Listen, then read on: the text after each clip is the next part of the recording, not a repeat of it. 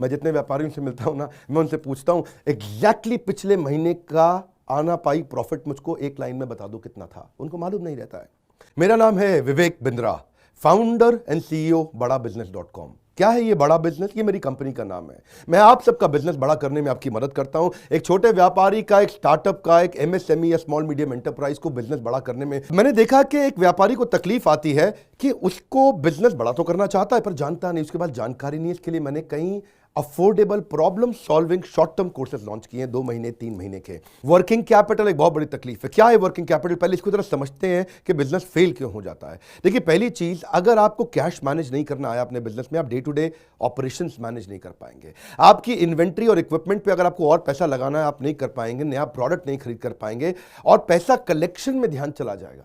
यार पैसा आया नहीं, उधारी चला गया, पैसा कैसे निकाल करके लाऊं, सेल्स कैसे बढ़ानी है, इससे ध्यान हट करके पैसे की कमी पे ध्यान ज़्यादा चला जाएगा। थोड़ा सा भी एक साइक्लिकल या थोड़ा सा भी सीजनल या एक सिचुएशनल इंपैक्ट आया ना आपके बिजनेस पे, एक दर्दनाक मौत के चलते आपका बिजनेस बंद हो जाएगा, पेनफुल डेथ हो जाएगी। देखिए, ये ऐसा बिजनेस है, इसकी एक ऐसी स्ट्रैटेजी अगर आप सीख गए तो पीछे से आने वाले सप्लायर के पैसे पे ही आप बिजनेस कर जाएंगे, आपको अपना पैसा ही नहीं लगाना पड़ेगा। अब वर्किंग कैपिटल के अलावा कुछ टेक्नोलॉजी की समझ बहुत जरूरी है।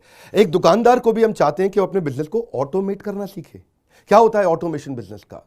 एक रिटेलर भी जब तक अपने करंट दुकान को ऑटोमेट करके पूरी तरीके से इससे बाहर नहीं निकलेगा, वो गल्ला नहीं छोड़ पाएगा, नेक्स्ट ब्रांच नहीं खोल पाएगा, नेक्स्ट ऑफिस नहीं खोल पाएगा, नेक्स्ट कंपनी, नेक्स्ट फैक्ट्री नहीं डाल पाएगा। आपको ईआरपी और सीआरएम की समझ होनी चाहिए। टेक्नोलॉजी क्या होती है मेरे बिजनेस के अंदर, कौन सी टेक्नोलॉजी चाहिए, मैं कैसे सर्विसेज और प्रोक्योरमेंट को कंट्रोल कर लूं, मैं कैसे पेमेंट मेरी किसको देनी है, किससे लेनी है। मेरे पास एक शीट पे हर समय पता होना चाहिए मेरा एक्सपेंडिचर कितना हुआ है, कितना स्टॉक फालतू पड़ा हुआ पीछे, इन्वेंट्री कितनी पड़ी है, मेरी कॉस्टिंग क्या है, प्राइसिंग क्या है, मार्जिन कितने हैं, वेस्टेज कितनी हो रही है, मेरा कैश फ्लो के ऊपर मुझे टैक्सेशन की क्या तैयारी करनी है, बैंक की ट्रांजैक्शंस क्या हो रही हैं, मेरे को कैसे अपनी सेल्स का प्रोजेक्शन डालना है, इंसेंटिव को कैसे डिस्ट्रीब्यूट करना है, डिस्ट्रीब्यूटर से कैसे डील करना है, फ्रेंचाइजी को कितना पैसा देना है, कितना लेना है, सारी चीज एक शीट पे। Finance for non finance. आप में से कई व्यापारी है जिन्होंने चार्टर्ड अकाउंटेंसी नहीं करी है, जो एमबीए नहीं है फाइनेंस के अंदर। और जब आपने एमबीए फाइनेंस पढ़ा ही नहीं, चार्टर्ड अकाउंटेंसी पढ़ी नहीं, तो आपको बेसिक चीजें हैं। देखिए, फाइनेंस के अंदर 3 चीजें आनी जरूरी है।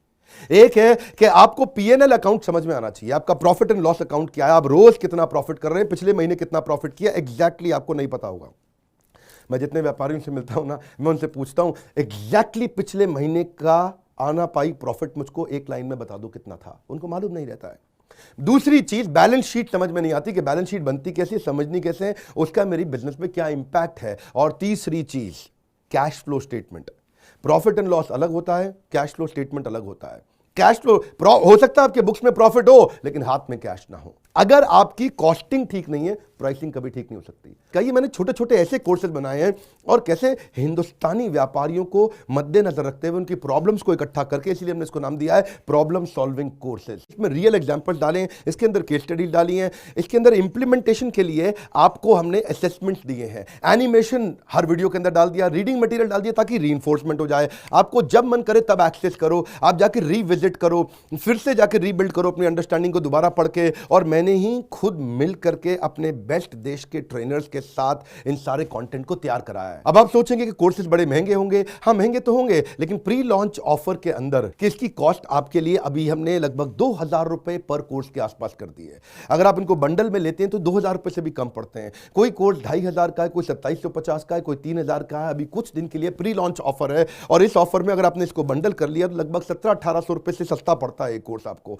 और ये सारे वो कोर्सेज हैं जो आपके जीवन में तुरंत जेकर लाने वाले हैं। थोड़ा सा पैसा अगर आपने इन्वेस्ट किया, बहुत बड़ा गेम चेंज होगा। ये बोर्डलाइन नंबर है, इसको फोन करके इसके बारे में पता लगाइए कि आपको कैसे काम आएंगे कोर्सेज। काउंसलर को फोन करो, उसको पूछो भाई मैं ये बिजनेस करता हूं, ये मुझको कैसे मदद करेगा, और ये वो आपको तुरंत बताएगा। इस समय प्री लॉन्च ऑफर में अगर आप ले लें तो बहुत बड़ा बेनिफिट है। ये प्री लॉन्च ऑफर चली गई कि कोर्स का प्राइस वापस बढ़ जाएगा। मैं आपको फिर से सुझाव दे रहा हूं, सफलता को डिले मत करो।